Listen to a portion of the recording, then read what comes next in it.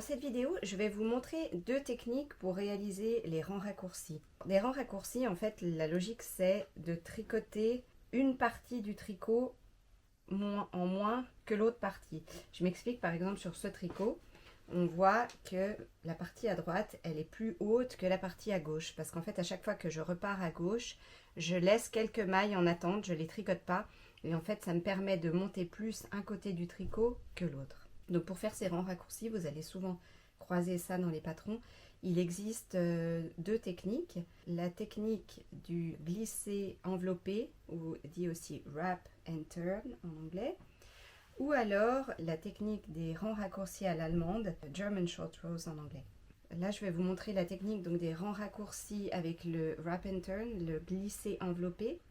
Donc sur mon patron, on me dit que je dois faire à certains endroits ces rangs raccourcis. Donc en fait là, j'arrive à l'endroit où je dois en fait tourner pour repartir de l'autre côté.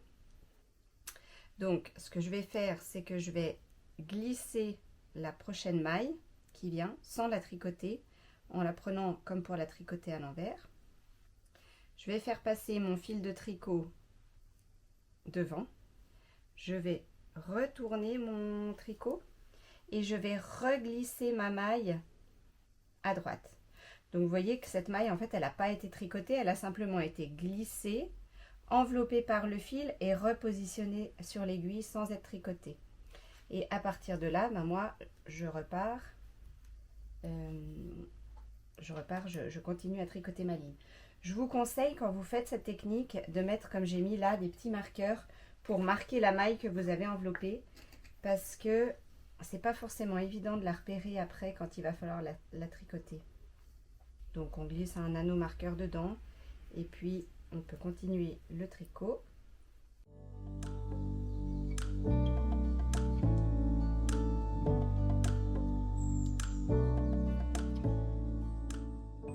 Alors, j'ai retricoté, donc je suis partie dans l'autre sens et je suis revenue. Et donc à un certain moment, on va vous dire dans le patron qu'il va falloir tricoter ces mailles enveloppées pour pouvoir recommencer à tricoter tout le rang. Donc pour faire ça, ce qu'on fait, c'est que, je vais enlever le marqueur, il faut tricoter la maille avec le fil qui l'enveloppe.